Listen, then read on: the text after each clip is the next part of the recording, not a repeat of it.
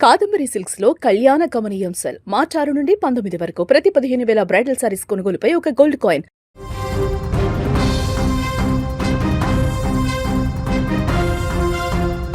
విశాఖ నగరంలో మరోసారి రక్తం చెందింది. ఎప్పుడు రద్దీగా ఉండే రహదారిపై మృత్యువు లారీ రూపంలో విరుచుకుపడింది. క్షణకాలం పాటు ఏం జరుగుతుందో అర్థం కాకముందే ఒక నిండు ప్రాణం లారీ చక్రాల కింద చిక్కుకొని కొట్టుమిట్టాడింది. సామాన్యుల ప్రయాణ సాధనమైన ఆటోను అతివేగం బలి తీసుకున్న ఈ ఘటన స్థానికులను ఉలిక్కిపడేలా చేసింది. విశాఖపట్నం పశ్చిమ నియోజకవర్గ పరిధిలోని కాకానీనగర్ జంక్షన్ సాక్షిగా జరిగిన ఈ భయానక ప్రమాదం ఇప్పుడు నగరం మొత్తం చర్చనీయాంశంగా మారింది. ఎన్ఏడి కొత్త రోడ్డు ఫ్లైఓవర్ నుంచి వేగంగా దూసుకొచ్చిన ఒక భారీ లారీ కాకానీనగర్ జంక్షన్ వద్ద అదుపు తప్పి ముందు వెళ్తున్న ఆటోను బలంగా ఢీకొట్టింది.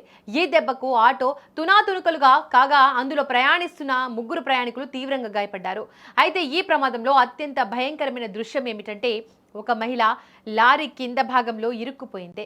ఆమె శరీరం సగం చక్రాల మధ్య నలిగిపోతున్న తరుణంలో ఆమె వేసిన ఆర్తనాదాలు అక్కడి వారిని కదిలించాయి.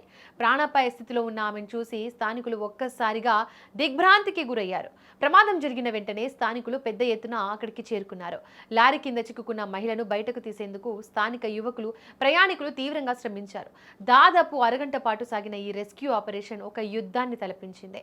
లారీని నెమ్మదిగా పక్కకు జరిపి ఆమెను ప్రాణాలతో బయటకు తీయడంతో అందరూ ఊపిరి పీల్చుకున్నారు. రక్తం మడుగులో ఉన్న ఆమెను అలాగే తీవ్రంగా గాయపడిన మిగిలిన 2ని వెంటనే అంబులెన్స్లో సమీపంలోని ఆసుపత్రికి తరలించారు. ప్రస్తుతం వారి పరిస్థితి విషమంగానే ఉన్నట్లు సమాచారం. ఈ ప్రమాదం కారణంగా నేషనల్ హైవేపై ట్రాఫిక్ పూర్తిగా స్తంభించిపోయింది.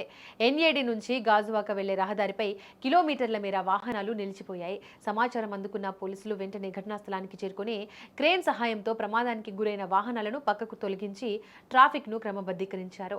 అతివేగమే ఈ ప్రమాదానికి ప్రధాన కారణమని ప్రాథమికంగా నిర్ధారించారు.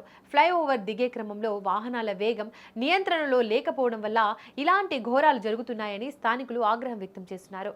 నిత్యం రద్దీగా ఉండే ఈ జంక్షన్ వద్ద ట్రాఫిక్ సిబ్బంది నిఘా పెంచాలని, అతివేగంగా వెళ్లే వాహనాలపై కఠిన చర్యలు తీసుకోవాలని ప్రజలు డిమాండ్ చేస్తున్నారు.